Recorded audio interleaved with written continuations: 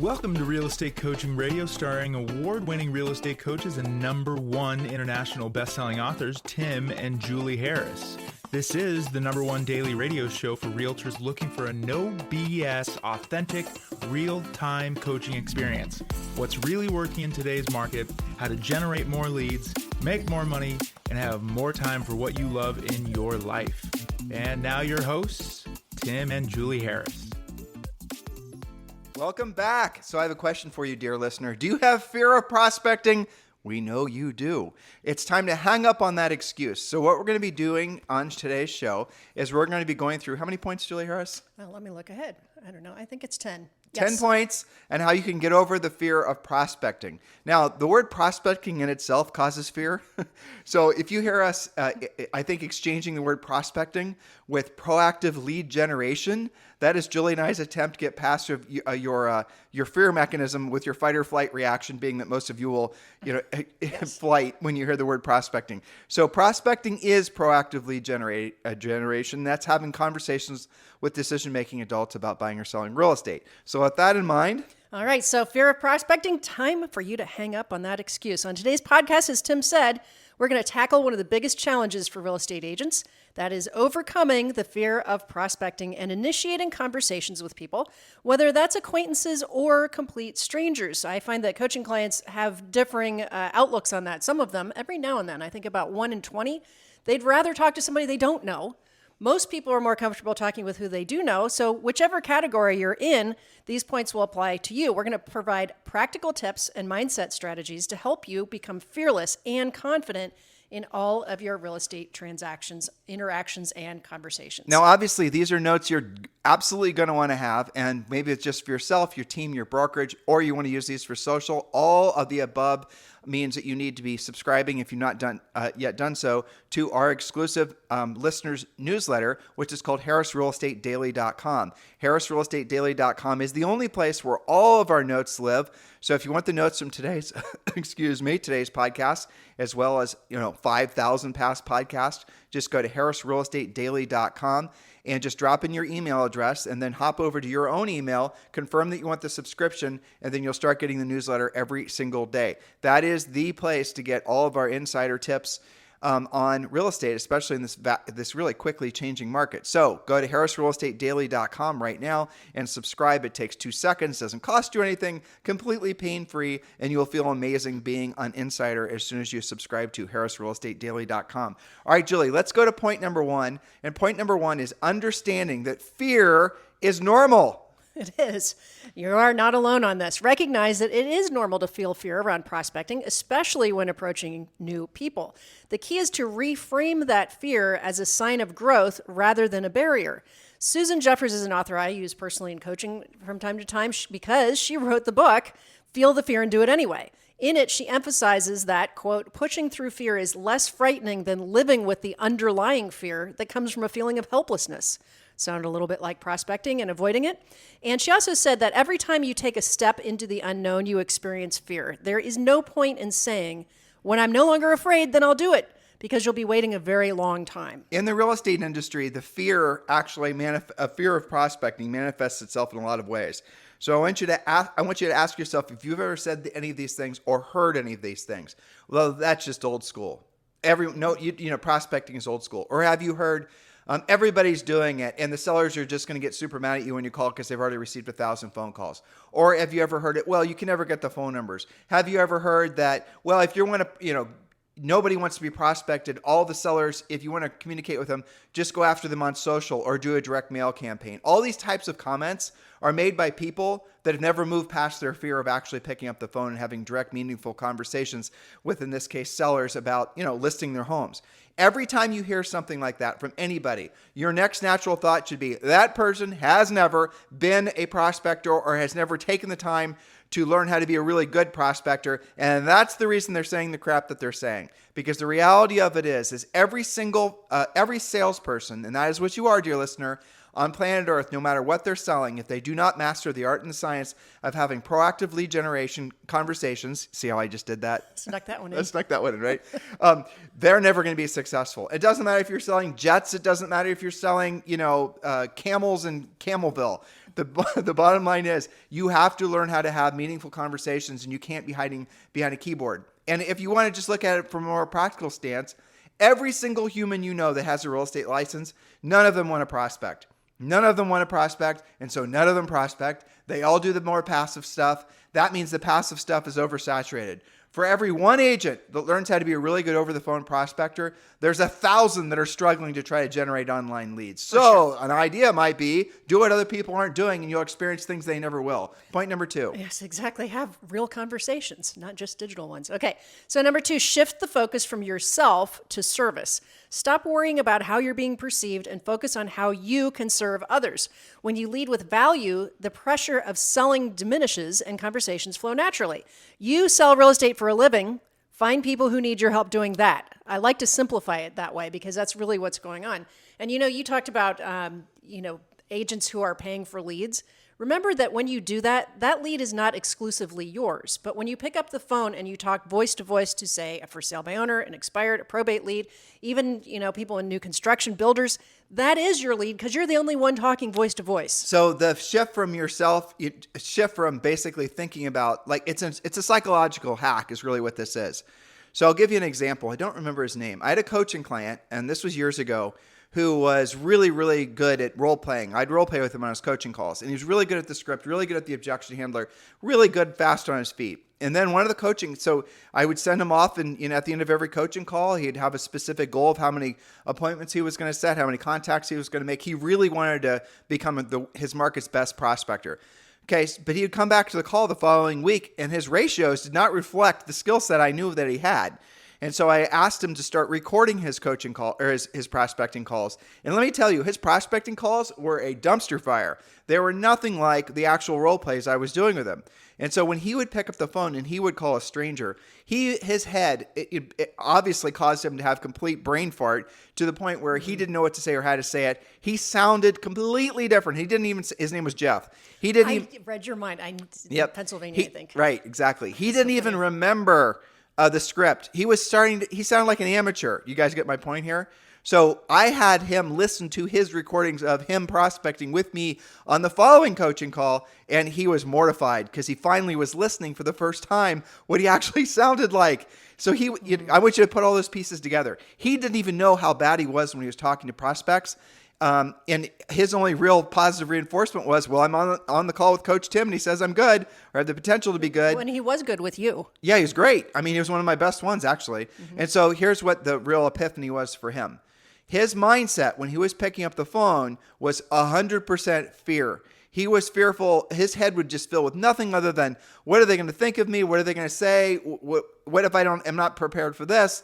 What if? And his head would fill with so much fear that would cause him to almost become a different, be transcendental in a negative way, right? He'd become a different person.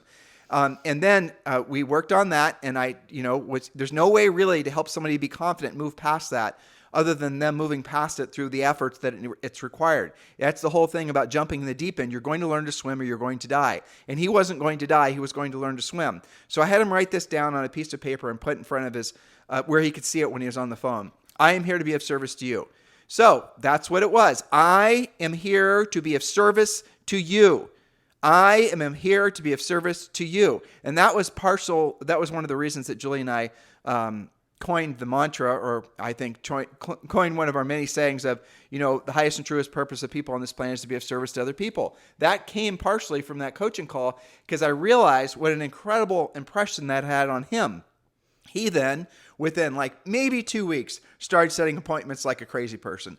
He'd set a listing appointment every single day. So he'd come back we were having weekly coaching calls, and he'd come back to our coaching call, and he would have set 4 or 5 listing appointments, right? And this is from a guy who is setting no listing appointments. And then we would always review, okay, what's the big difference now? He said when he is prospecting, he's looking at, I am here to be of service to you, and he's saying that to himself. Before he picks up the phone, I am here to be of service to you. If during the call. He's looking at this, at the words in front of him. I am here to be of service to you. He unplugged from his ego. He got into a point of, obviously a higher mental, emotional, and even spiritual state of being of service to other people. And that caused him to be able to think clearly and maintain his emotional state to the point where he actually started setting appointments. Now, when he started setting appointments, his fear went from like a level 11 down to like a level 2 or 3. He still had it, and you always will, no matter how good you get at this. But he didn't allow it to basically make it didn't control his behavior. You guys getting the difference here? So the highest and truest purpose of all humans on the planet Earth are to be of service to other people. That's where we're going to find our greatest levels of fulfillment. And that comes from taking care of your children. That comes from making contributions in your community. And it also comes from when you're picking up the phone, remembering the person that's on the other end of the phone, no matter how much, how they behave, either great or not so great, they are needing service. They're listing, in the case of expired or an unrepresented owner like a FSBO, they are in a state of absolutely needing to sell that property, and you're here to be of service to them. You know you're the best to be of service to them. You just have to convey that to them. I mean, that's all it was. That's the bridge that he had to cross. It was a breakthrough, really. It was a breakthrough, absolutely. Yes.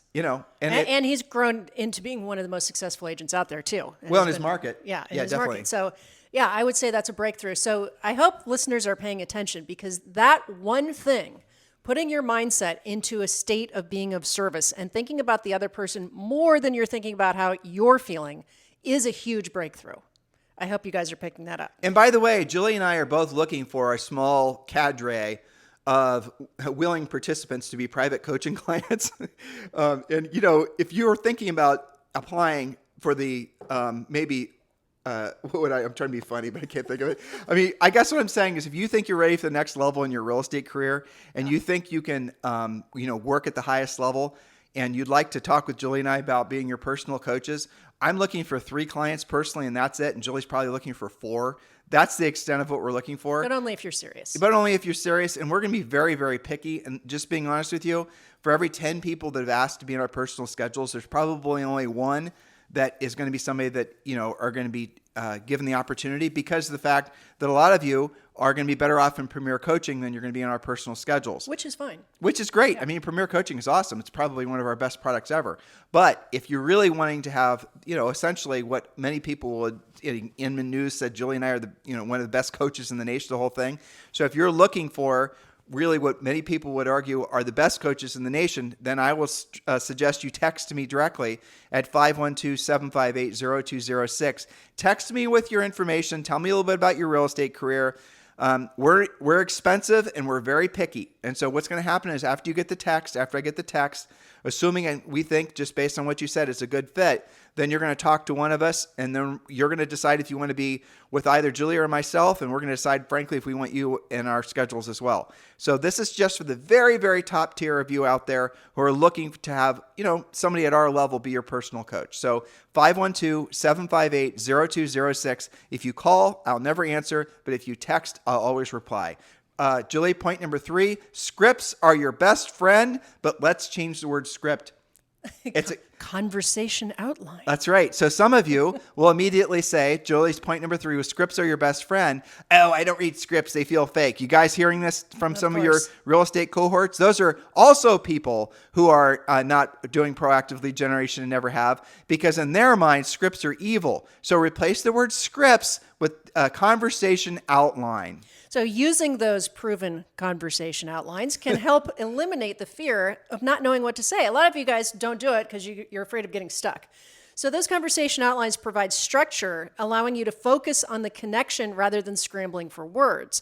They're simply conversation outlines that are made up of questions which lead you to discover how to serve the person you're speaking to. Remember our previous point, how can you be of service? Sometimes the person you're talking to needs help, and sometimes they don't. It is that simple. All right, point number 4, embrace rejection, or I would say what you perceive as rejection, as part of the process. Understand that rejection is inevitable and it is part of the process, but don't fear it. Instead, see it as a step forward to finding the right clients. It's not no forever. If somebody says, no, I don't need your help, first of all, they're not rejecting you. They just don't need your help. And it's not no, just for now. It takes a certain number of no's to get to the yes. And if you're not speaking with enough people, you're never going to discover those yeses. So let me pause there. So this is a really interesting point. And this is, again, something that came from doing hundreds of thousands of coaching calls. When you, like, say, for example, you're listening to this podcast and you're listening while you're working out or whatever, and you're trying to decide whether you actually want to, take it seriously and pick up the phone and call an expired or whatever. But you're deciding, you're actually feeling internal stress. You're actually feeling anxiety from all of it. And that's your internal mechanism, the fight or flight thing that's trying to be triggered. The same as, literally, it's the same mechanism inside your body, the physiological response you have been designed to have in, if you were to be in a situation where you had to run or fight, right? So that's the same mechanism. Psychological fear and actual physical fear trigger the same fear mechanisms inside of you. So that's the reason it feels so real, because your body's reacting as if there's some pterodactyl that's about to, come and pluck your head that off. has stayed within you. Right. That's stayed in with you. It's a physiological imperative for us to have fight or flight. So let's just, that kind of, I think, encapsulates point number 1 as well. But with regards to point number 4. So that's what rejection feels like to a lot of us. It feels like it's fight or flight. And so what you do, now here's where this is kind of the advanced mental, judo here. So Jiu-jitsu. Thank you. So listen to what I'm about to say. When you drive past a for sale by owner today, and it's a great listing, great house, great neighborhood, you happen to know why the seller's selling and they're moving up to another house, but you decide not to contact that person because of the fact that you don't want to feel rejected. Let's just cut through all the Mickey Mouse. It really is the essence of it. You don't want to feel rejected. Aren't you, in essence, manifesting rejection? When you decide not to ask a question that could result in no, when you just decide to avoid asking the question, aren't you essentially just accepting the no right away? You're guaranteeing the no. Exactly. Yeah. So if your fear is being rejected, and that's the reason you're not being a proactive lead generator, aren't you locking in the rejection? Aren't you actually manifesting it or making it real by the very fact that you won't do it in the first place? Isn't that interesting? So whatever your mind is trying to avoid the most is where your growth needs to be. That's an old saying. And it is absolutely 100% true. So if you make a list of all the things in your real estate business that you don't want to do, and generally speaking, proactive lead generation or prospecting is usually on people's top 3. For sure. Well, then I want you to ask yourself, after you've made the list of what you absolutely won't do in your real estate business, then go back and ask yourself, well, why is it that I don't want to do these things? What's the actual reason why? And it's almost always ego-based fear. That's almost always what it is. And then ask yourself the third question, okay, so if I were to do these things and I were to get good at it, what difference would that make in my life? And you'll find that the things that you're trying to avoid doing the most are the very things that are going to have the biggest long-term benefit in your business and your personal life. Not just in the sake of being able to help more people and make more money, but the fact that you got past your fear will change your life forever. So please keep that in mind. Let's move to point number 5. Julie Harris. Yes, well put. Number 5, start with people you know. Now, some of you are already doing a great job calling your FSBOs and expireds, and you're not weird about it. This is for those of you who need to maybe break the ice a little bit.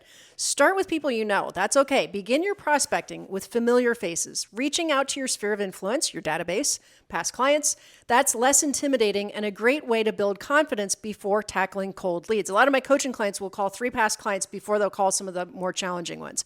Leverage your sphere. They already know, love, and trust you. They're going to be happy to get your call. And on this podcast, we have talked many, many times about how specifically to speak with your sphere using your Ford script, all of those types of things. So it's okay to start with the people you know. But that is a contact for sure, but it's not necessarily, like, for example, if you're looking to take a listing and make money, which, should be what you're looking to do, if you call a bunch of centers, this is funny. So Julie and I are sitting in our cabin last week, and I get a cold call from somebody on my cell phone, and it was somebody from our EXP Realty revenue share group. Yeah. He was in LA. He's listening, I'm sure.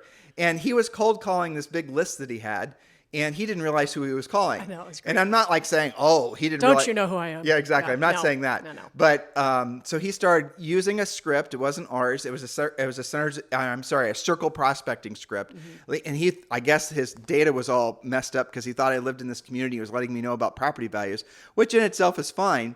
And then I stopped him, and then I started asking him some questions. He was very nice and respectful. He wasn't put off at all. And then I said, so you're calling this list, right? And he goes, yeah. And I go, so the name on your list the person that you're calling right now, what's that name? And he said, Tim Harris. And then he realized who he was calling.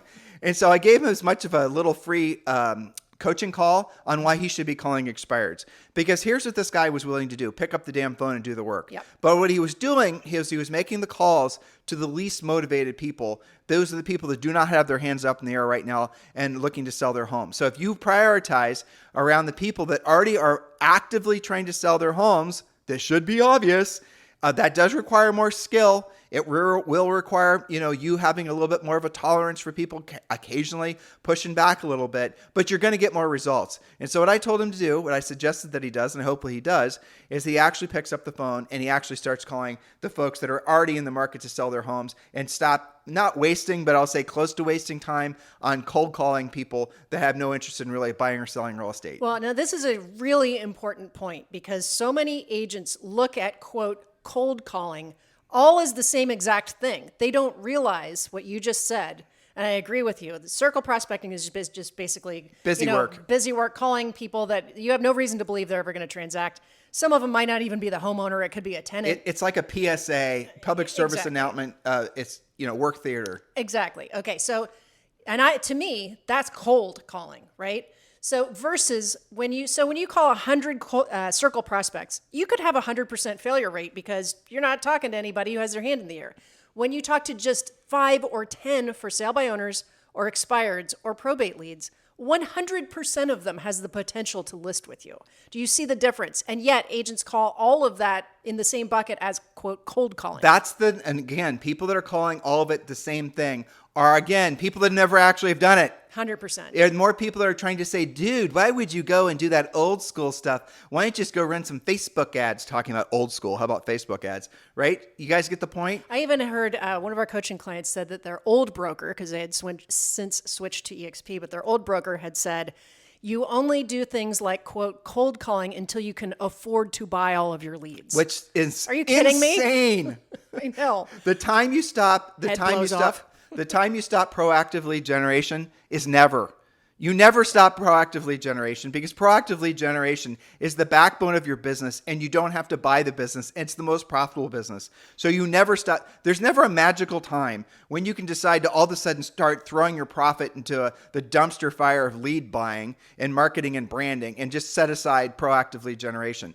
The marketing, the branding, and all that stuff does have a place in your business, but it's secondary to the proactive lead generation. That is called passive lead generation. The proactive lead generation is what's going to make you money. The passive lead generation, if done correctly, will reinforce the proactive lead generation. But if you could only afford or have time to do one, which is true for all of you, then I would strongly suggest you become the best proactive lead generator that your market has ever seen. It works a lot faster too, by the way. Okay, number 6, practice makes permanent. The more you practice prospecting, I said prospecting, proactive lead generation, the easier and more natural it becomes. So set a goal for daily prospecting sessions and track your progress to stay accountable. Jeb Blunt, the author of Fanatical Prospecting, puts it this way: the number one reason for failure in sales is an empty pipeline, and the root cause of an empty pipeline is the failure to consistently prospect. And that is another great book. I was actually trying to think of another book for you guys to read from yesterday's podcast. That would be a great third one, Fanatical Prospecting by Jeb Blunt. We have to get him back on the podcast, by the way. Yes, we should. He'd be a great interview. Yep. Again. Point number 7, prepare for common objections. And I'll give you guys an interesting fact. Those of you who are, frankly, fanatical prospectors, you'll know what I'm about to say is very true. Sellers never say they all say the same damn thing pretty much at the same time. So you're only going to hear a handful of objections, or sometimes they're not even objections. But what's really kind of funny is when you've done this long enough, you're going to realize it's basically just like a dance. You're going to say something, they're going to say something. You're going to say something, they're going to say something. You're going to ask them a question, they're going to answer the question. The whole thing. And every single conversation you have with, it doesn't matter what type of seller when you're proactively generating, almost always, it's a pattern. It's a pattern that results in them saying the same thing. So you're going to know what they're going to say before they say it when you've done this for long enough. And that's actually an amazing thing because you're in complete control of the conversation. Matter of fact, some of you are going to become so good at this, you're almost going to laugh when you hear them say something that's unusual. You're going to be going like, damn, I'd never heard that one before. You're almost going to celebrate it because it's so unusual. It's fun to break the pattern, right? That's where you're actually becoming somebody of, importance in your market because you're now becoming a true professional who's actually doing the real work of real estate, picking up the phone, proactively generating for the sake of being of service to other people, solving their problem, which is getting their home sold. But you won't see those patterns if you're not making enough calls. Or if you're allowing yourself to basically get manipulated for all the marketing and branding people trying to sell you away from doing the real work of real estate so you can reach for your credit card and then you can decide to buy a year's worth of marketing and branding on TikTok that you never actually can track any closed transactions from except maybe some first-time buyers. This is all the reality that some of you need to wake up to. Point number 7, prepare for common objections. Anticipating, as Tim said, because it is predictable, it is a pattern. It allows you to prepare for the common objections, and that will reduce your anxiety. When you know how to handle objections confidently, conversations flow more smoothly. Remember, the definition of an objection is simply an unanswered question in the mind of the person you're talking to. It's not an affront, it's not confrontation, it's an unanswered question. So write down the objections you're hearing and work on handling them with your Harris certified coach. Record some of your sessions and listen to your calls. What could you do differently? What works really well for you? You'll only get better with practice. I listen to my coaching clients' calls, their variety of different prospecting, and it is very interesting. I think your example with Jeff, some people sound like a totally different agent sometimes. Sometimes they're really good at the script, but they're not great at closing, and any number of things can be tweaked to get results. Well, yes, and exactly. And that's really where it's what I was saying the other day. Like, when you and I do kettlebells at home in Dorado, and we're looking in the mirror to make sure that we're not doing the movement wrong. But without a mirror, almost assuredly, we're going to move something wrong and we're going to hurt our backs. Yes. And so we have to watch each other and coach each other. But that's the whole point. So if the coach is your mirror, essentially, of telling you exactly what you should be doing right and what you're, maybe needing to improve on. But you'll definitely hear when you're listening to somebody prospect, even if they're, getting good at it, where they screw up the transitions from question to question, or they're not repeating and affirming, or they're not listening to what the person said, or they're sounding too almost confrontational. So you'll hear a seller say, especially this time of year, ring, ring, hello. Hi, Mr. Seller. This is Tim Harris with eXp Realty. So listen, I was really surprised to see your home came off the market as an expired listing. I was calling, to check in to see if you're ready to get the home sold. There's some iteration of that. There's different versions of the intro on our Premier Coaching that you can use. And the seller this time of year will often say, it's very normal for them to say, yes, but we're going to wait until after the holidays. So if you don't transition from what they just said to the next line in the script, you're going to lose them. Oh, so you're going to wait till after the holidays. That might be the best thing for you. And then you go on to the next question. So what you're going to need to do is repeat what they said, and then you're going to make them feel good about what they said. Even if they say, for example, something that's a little bit, I think adversarial to you, you need to kind of laugh and repeat what they said. I'm never listing my house with a real estate agent. I can sell it myself. Or some expireds decide to come for sale by owners, which, by the way, those are almost always the easiest to convert to a real listing. I'm just going to try it myself. I know what you agents do. You know what, Mr. Seller? I appreciate you said that. And the fact is if I didn't have a real estate license and I had a house to sell, especially one as nice as yours, I might think about selling it myself as well. But let me ask you a real quick question. You see what I did there? Yes, you actually agreed with them. You did the opposite of what we sometimes hear them trying to do, which is get into this confrontational mode. Right. So you got to be visualizing yourself sitting on the same side of the table as the seller, and the opposite side is the market. You're sitting on the same side of the table, opposite side is the market. That's how you actually have to approach it. And when you do it like that, and you're going to change the words, because if you approach these calls from an adversarial or from a game, I see some of these videos on Instagram or all these different things of people, prospecting, and sometimes they're really good. But the manner in which they act and with disrespect towards the seller in which they're speaking, almost like they're taking a scalp when they actually, it's obnoxious and it's disrespectful and it's not professional. This isn't some, it's movie. Not Hunger Games. Okay? No, it's not Hunger Games. Exactly. You're there to help people. You're like a doctor trying to solve a problem. Which brings us to point number 8. Focus on building relationships, not quote selling. What Tim just described, where you're being obnoxious and you're in the sales guy or gal mindset, that's what can wreck a call. So shift your mindset from quote selling to building a relationship or being of service. Focus on creating connections and the real estate conversations will naturally flow. How can you be of service? How can you help somebody buy, sell, or invest? Who else do they know who could use your help? Do you see how we're focusing on being of service, being helpful to them? Point number 9, set realistic prospecting goals. And I'll break this one down relatively quick, okay? I'll give you guys the top line numbers. When you start actually doing prospecting, 1 out of 20 contacts is going to result, if you're making the right contacts, hopefully you made that clear in today's show, is going to result in you setting an appointment. That's when you're new. It's going to be, bad, honestly. You're going to have to make a shit ton of contacts before you set a pre-qualified listing appointment. But what's going to happen is if you do it consistently and you're having a coach help you make the right, changes, someone on our staff obviously is going to know what to do. You're then going to move from, 1 in 20 to something like 1 in 15. And then you're going to go to 1 in 10. And then you're going to go to 1 in 5, 1 in 7. So most of my best prospectors were right in that range. For every, I'd say 5 contacts, they set a pre-qualified listing appointment. Depending, that's a mixture of contacts. That would be an expired. That would be a for sale by owner. That would be, all the other things we teach you guys to do in Premier Coaching. By the way, the link to join Premier Coaching is down below in the show description. You can join Premier Coaching right now for free. Just go to premiercoaching.com or click the link below and you can join Premier Coaching. But that is the realistic goal that you should be shooting for. And again, we show you how to do this, and it all comes down to numbers. And if you never got past 20 contacts to 1 appointment and you just decided it wasn't for you, or you chased some shiny object that promised you wouldn't have to work as hard, well, you're now coming back to the reality that was probably just a lie, and you're realizing you really do have to do the real work of real estate. I'm here to ask you to kindly give yourself a little bit of grace and be more patient with your results. How long will it take depends on how laborious you are to sticking to the scripts and making consistent effort. If you make a goal every single day of making 30 contacts and you do that every single day, for some of you, that's going to be the hardest thing you ever did. Who cares? Do it anyway, right? You're going to be able to do it. It's just picking up the phone and having a conversation with a decision-making adult. It's not like I'm asking you to do something truly hard, like, dig a ditch or, something really difficult, right? So you will get there if you start consistently making, say, for example, 30 contacts a day, and then you whittle it down. You'll realize, well, I'm getting better at this. For every 30 contacts, I'm setting 1 listing appointment. And then for every 20, I'm setting 1. For every 10, I'm setting 1. You guys get it? It all is about your skills. You have to have more up to bats to know the proper way to hold the bat, proper way to stand.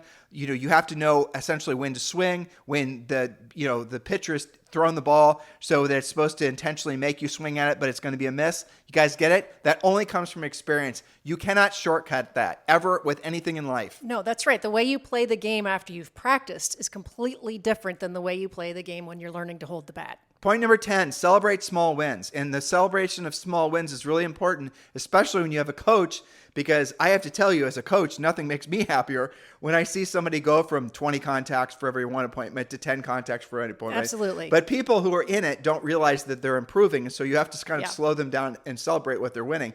And then what's really awesome, Julie, I'm sure you'll agree, after someone's been doing it consistently for 6 months or even 90 days, you add up how much money they've made from their freaking proactively generating, and then you have it compared to how much they were making before, and like do a net. Like, so you made $12,000, Bob, and you did that from proactively generation. How much did you net on that, Bob? Oh, $12,000 versus where you're getting your business before with all your marketing and your branding and your lead buying. How much were you making? $4,000. So you, Bob, for how much more effort and time? So the actual effort and time to make the proactive lead generation, Bob, how does that compare to the amount of time you were putting into the social networking and all the other things when you're trial and erroring things, when you're trying to get better at video and all these things? What activity actually is taking more time? And what Bob realizes is, and what you will realize as well, when you get good at proactive lead generation, you have to do it realistically for maybe an hour or 2 a day. That's it. When you're trying to get good at the other thing, because it's so competitive and there's somebody always moving the ball, it's always changing, you're going to have to spend all the time 24/7 trying to figure out the latest hacks, tweets, and all the other things in order to basically try to get any kind of result whatsoever. Does that make sense to you guys? It should. Yes, so you have to celebrate those small wins. Every conversation, every lead, every connection, every lead follow-up, it's a step forward in your business. Think about it this way. How many of your current clients originated in conversations a month ago, 6 months ago, or longer? That's how you can say thank you, past Bob, for having those conversations, but you won't be able to in the future if you're not doing it today. Your work today is the success you'll have tomorrow, next month, and next year. So implement the strategies we talked about today. You're going to transform your approach to prospecting, proactive lead generation, and confidently handle conversations with people people you know and people you don't know. Remember that your fear is temporary, but growth from overcoming it will last your lifetime. Thank you for listening today. And if you think we merit it, please do give us a 5-star review over on iTunes and a pithy comment as to why you love the podcast. In the meantime, thank you for keeping this the number one listened to daily podcast to real estate professionals in the United States. Have a fantastic day. This podcast is a part of the C-Suite Radio Network. For more top business podcasts, visit c-suiteradio.com.